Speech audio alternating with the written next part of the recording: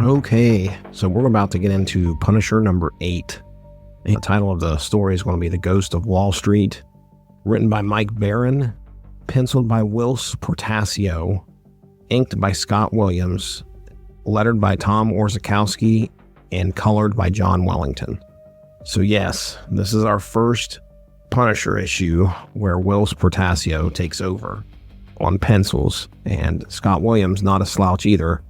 You know, this is late 80s at this point. Let's see, Whilce had some experience doing Alien Legion, Long Shot, and did some Alpha Flight issues. But most of what he's doing is inking. Strike Force Moratorium number 1 is the first time that Mike's Amazing World has Whilce Portacio credited as an artist. And he comes back in and pencils Strike Force Moratorium number 10, and then number 16, and then Strange Tales number 12. So really, he only has 3 credits as either artist or penciler until he takes over on Punisher number 8. And he's going to be with us for a little bit doing Punisher. So, and as for Scott Williams, again, another big name. Now, he's doing the inks on most of this. I'll give you his credits. So he starts out in 86 doing Iron Man number 212. So he's inking that. And then Doctor Strange number 80 in 86. And then Strike Force Moratorium he's inking from issues 1 pretty much through issue 17. And then he gets the Punisher job as inker and ends up finishing out Strike Force Moratorium to number 20. Pretty early in his career. He's going to go on to become a pretty big name, specifically hanging out with Jim Lee, doing a lot of Wildstorm stuff. So let me synopsis the issue real quick. It says, in Punisher number 8, The Ghost of Wall Street, Frank Castle targets a white-collar conspiracy involving young financier Arnold Anson and his reckless partner Rocky Vance, whose insider trading schemes devastate countless lives. Disguised and working with Microchip and his son, Frank investigates their dealings and crosses paths with a mysterious and formidable bodyguard named Joe. As he digs deeper, Frank also hunts the Skid Row slasher, uncovering a group of copycat killers whom he brutally eliminates in a decisive shift toward more proactive violence. Meanwhile, a down-on-his-luck former trader named Quentin becomes an unwitting pawn in the larger game. The threads converge when the reader realizes the horrifying truth. Rocky himself is the real slasher, murdering for pleasure while Joe documents the acts, culminating in a chilling cliffhanger as Quentin falls into their hands and faces a brutal fate. All right, so this issue feels different. There's a noticeable tonal shift here, and I think a lot of that comes from the new art team. You've got Whilce Portacio on pencils and Scott Williams on inks, and the book just looks sharper and more intense. The action hits harder, the characters feel more imposing, and when things get violent, and they do, it's presented in a way that really drives it home. This is probably the first issue where I felt the visuals matched what I expect from a Punisher story. Now, story-wise, Mike Baron is taking Frank into a different arena, white-collar crime. We're dealing with Wall Street, insider trading, corporate manipulation, and some of that stuff didn't fully land for me. It's tough to take stock manipulation and take over bids and make those feel as gripping as street-level crime. There were definitely moments where my eyes started to kind of glaze over a little bit. But here's the thing, the idea works. Frank makes it very clear that these guys, these corporate criminals, are doing just as much damage, if not more, than the criminals he's used to dealing with. They're just doing it from behind desks instead of in alleyways. So while the execution of that plotline might be a little hard to follow at times, the concept fits perfectly with Frank's evolving mission. And then we get to where the issue really shines, and for me, that's the brutality. There's a scene in an alley where Frank confronts a group of copycat killers, guys who are pretending to be the Skid Row slasher. And this is where I think the book makes a big statement about who Frank is. Up to this point in the series, a lot of Frank's kills have felt reactive. He's been pushed into situations where he had to act. But here, this feels different. This is deliberate. This is Frank setting the trap, getting the answers he needs, and then deciding these guys aren't walking away, even after they tell him they're not the real slasher. And I'm looking at it through Frank's lens, I was okay with it. These guys weren't innocent. They had intent. They were about to hurt, maybe kill someone they thought was a defenseless homeless man. In Frank's world, that's enough. That's guilt. That's a line crossed. So when he takes them out, it doesn't feel random. It feels measured. Brutal, yes. Shocking, absolutely. But earned. And I think that's the key word for me with this issue. Earned. If you want to tell a Punisher story, eventually you have to get here. You have to show what happens when Frank fully commits to his war. Now, does that push him closer to being an executioner without nuance? Maybe. But I don't think that's a bad thing, at least not here, because the book still gives us contrast, and the contrast comes in the form of Rocky. When we find out that Rocky is the Skid Row slasher at the end, that's where things get really disturbing. This is a guy who kills because he likes it. He enjoys it. He gets a thrill out of it. And that final scene where he's about to kill Quentin while Cjo stands behind him with a disposable camera taking pictures, that's just unsettling. It's a different kind of evil. So you've got Frank on one side, someone who kills with purpose, and Rocky on the other, someone who kills for pleasure. Same result, completely different motivation. And I think that's what helps keep Frank from tipping too far over the edge. At least for now. We also get a bit more with Microchip and his son in this issue, and I think that adds some weight to everything. Junior steps in to save Frank, and even though he disobeyed orders, that felt believable. And Frank's reaction, he gets angry at first, but then eventually acknowledges that the kid saved his life, and that felt true to the character. It's a small moment, but it helps balance out some of the harsher edges we see elsewhere. And then there's Quentin, who I think works well as kind of the human cost to everything going on here. He's someone who's been chewed up by the system, and now he's caught in the crosshairs of something even worse.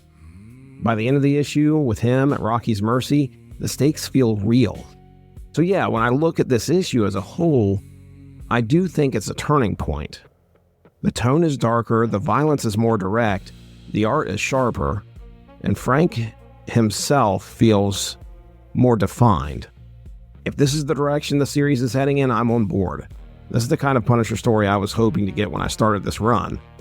It's not perfect.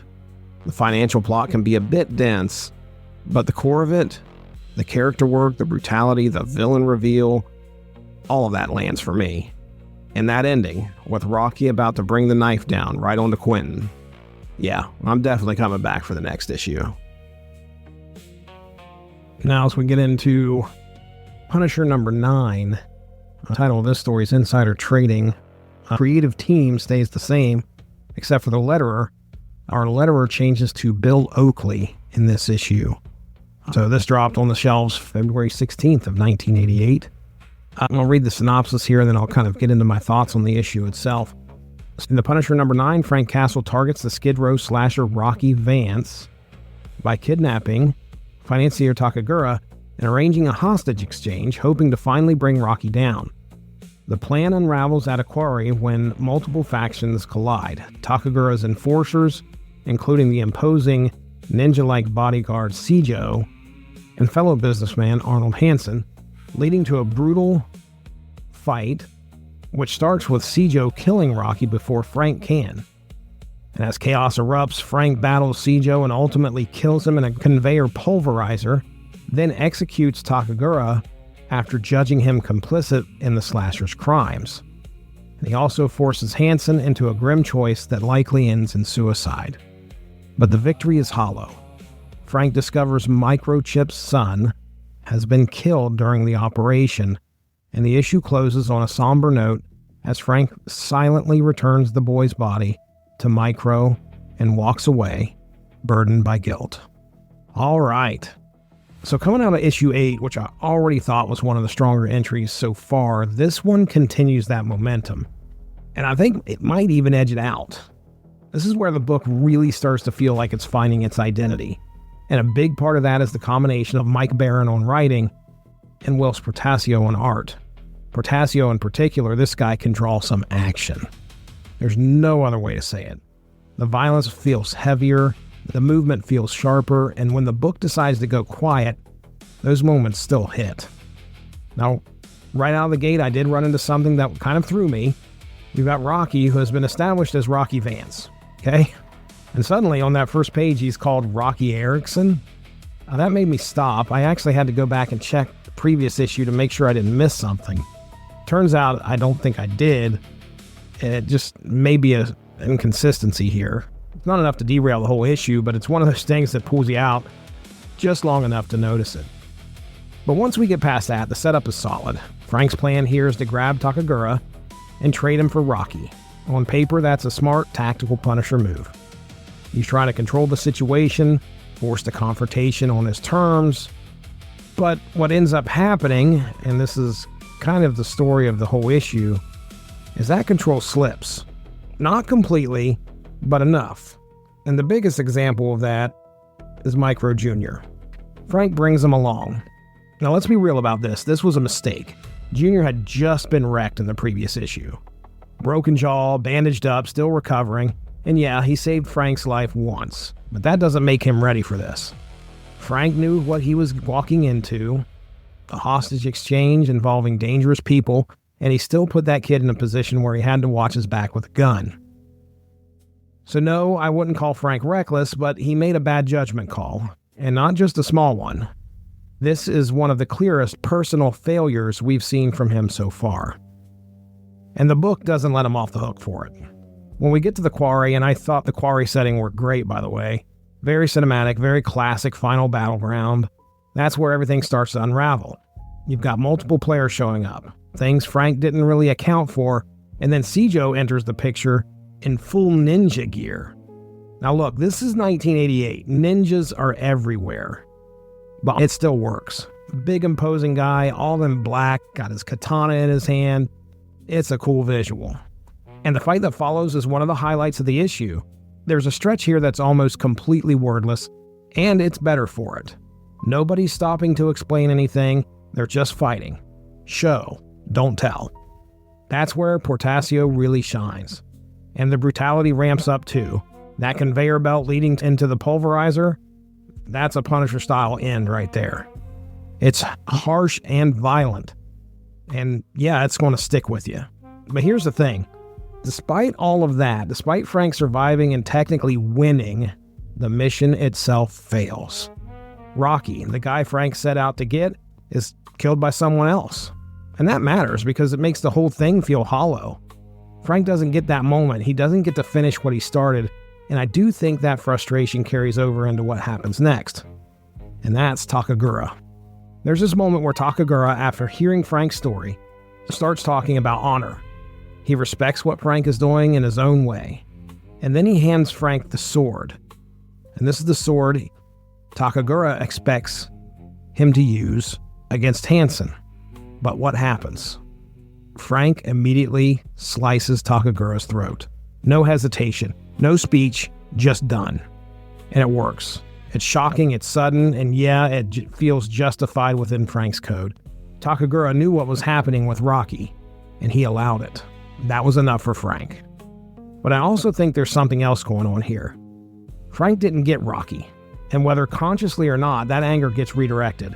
Takagura becomes the stand-in. He's the one who pays. And then you've got Hansen, who I thought was actually a really effective villain in a different way. He feels more real world. Just a guy who's trying to protect his money and his position. And the way Frank handles him, well, that's one of the best moments in the issue. He hands him a gun. One bullet. He says, do the right thing for once. Now that's cold and calculated right there. It hits harder than if Frank had just pulled the trigger himself. But none of that is what sticks with you the most. What sticks is the ending. Frank finds Junior, dead. Blood everywhere, and there's that line. How am I going to explain this to Micro? Frank knows. This is on him. And when he brings Junior back, Micro turns and sees his son. That moment hits harder than anything in the action. It's just grief.